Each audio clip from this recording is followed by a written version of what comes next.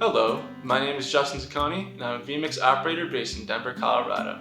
Today, I'm showing you how I built the vMix project file for Mercy Housing's Just Imagine virtual fundraiser with an AWS instance. Using an instance provided a fun challenge implementing vMix calls, border overlays, pre-produced content, and graphics packages. Let me walk you through step by step of how I built this production. To start things off, I decided to give each type of input their own color for easy accessibility. The first part of the show I established was building out the stable of vMix calls. I created calls for our two hosts and gave them shortcut keys for quick cutting in case of crosstalk. I routed their audio channel on a dedicated audio bus so that I could quickly mute their mics when we transitioned to our pre-produced content. I also fed our hosts a separate output and exclusive audio bus with just each other and our producer so they could be distraction-free to focus on their hosting duties instead of watching the content during breaks. Then, I created a calling for our producer and fed him the same output and audio bus as our hosts, creating a private communication channel between them.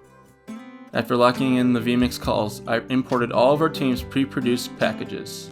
I gave each asset its own straight-to-program shortcut to make the transitions to breaks easier. After I confirmed that the shortcuts matched the producer's script, I moved on to incorporating graphics.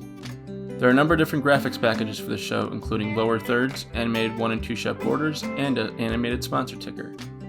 To integrate them all into the show and transition between them smoothly, I designated each of vMix's 4 overlay layers to a separate graphic.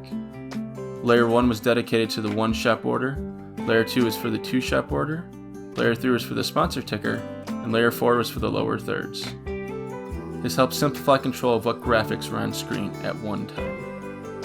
To help switch between the 1 and 2 shots, I made a specific shortcut that dissolved between the 2 backgrounds in the correlating video asset. After running through the script to make sure my cues were correct, I prepped the project for streaming. Because the event was going to be broadcast simultaneously on Facebook and YouTube, I used Restream.io to reduce the encoding strain on the AWS instance. From there, I set up 2 RTMP outputs to Facebook and YouTube for a clean feed. If you'd like to talk more in depth about how I put together this production on vMix and AWS, please reach out to me in the comments or email me at zacconejustin@gmail.com. Thank you very much, and have a good day.